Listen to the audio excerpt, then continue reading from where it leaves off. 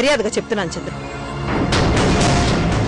నువ్వు ఇంకొకసారి తాగొస్తే బాగుండదు. నాకు చెప్పడం నువ్వే రోజు తాగుతా. ఏం చేస్తావు?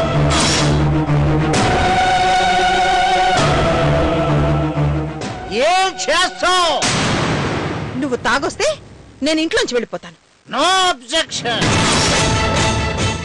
నువ్వు వెళ్ళిపోయిన వెంటనే తాగడం మానేస్తా. నన్ను ఎందుకు ఇక్కడ తీసుకొచ్చారు? నేను ఎక్కడున్నాను? నన్ను ఏం చేయబోతున్నారు చెప్పరా? నన్ను ఎందుకు తీసుకొచ్చారు ఇక్కడికి? అరవకు, నన్నేమి అడగొద్దు, వెళ్ళి రెస్ట్ తీసుకో.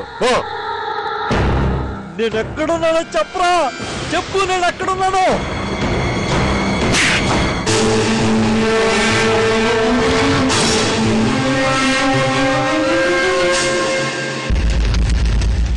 అరవద్దని అడగొద్దని చెప్పానా? ఇంకోసారి అరిస్తే చంపేస్తా. నన్ను ఇలా బాధ పెట్టే బదులు చంపేంట్రా నన్ను. వెయిట్ చెయ్యి.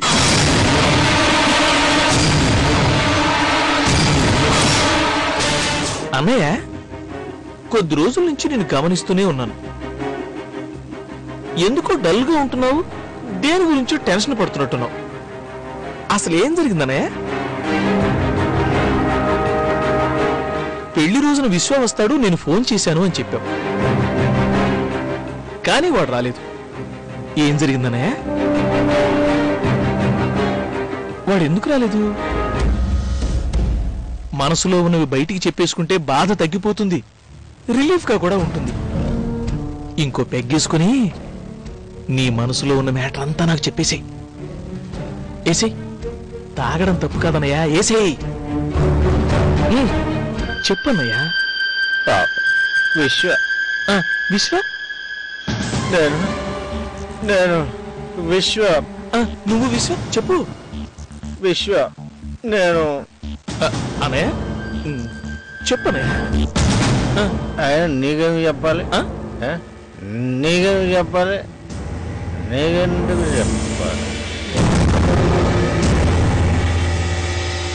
విశ్వాన్ని నేను పూర్తిగా నమ్మాను, కానీ వాడు నన్ను మోసం చేశాడు.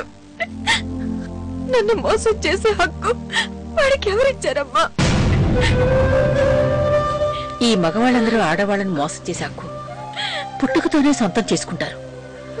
వాడు చాలా ప్లాన్ చేసి ఇదంతా చేశాడు. వాడు నిన్నే కాదు, మీ అమ్మా నాన్నను కూడా ఎందుకు నమ్మించాడో తెలుసా? ఎందుకమ్మా?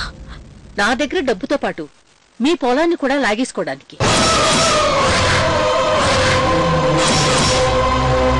మీ పొలాన్ని మీకు తిరిగి ఇప్పిస్తే ఈ పెళ్లి చేసుకుంటానని నువ్వు నాతో చెప్పావు. నన్ను పొలం అడగాలన్న ఆలోచన నీకెలా వచ్చిందో ఒక్కసారి గుర్తు చేసుకో. విశ్వ అడగమన్నాడు. ఈ ఆలోచన వాడు నీకు కలిగించాడంటే మీ పొలం మీద కూడా వాడికి కన్ను పడినట్టేగా అర్థం.